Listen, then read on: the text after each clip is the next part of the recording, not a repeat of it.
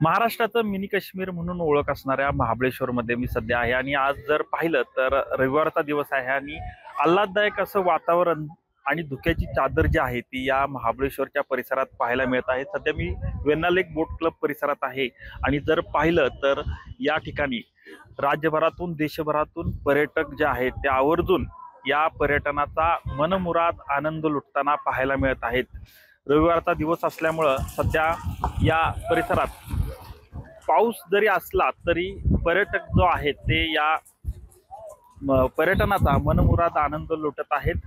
खरं तर राज्यभरात पूर परिस्थिती निर्माण झालेली आहे आणि या परिस्थितीत देखील सध्या महाबळेश्वरचं वातावरण जर पाहिलं तर पूर्णपणे आल्हाददायक पाहायला मिळत आहे।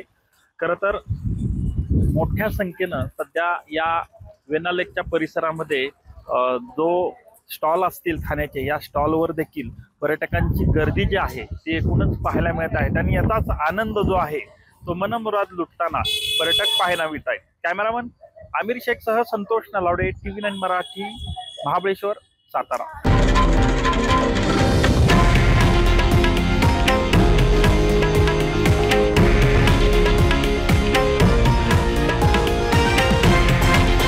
हे आहे देशातील नंबर 1 न्यूज नेटवर्क आणि आपण पाहत आहात TV9 मराठी, एकमेव।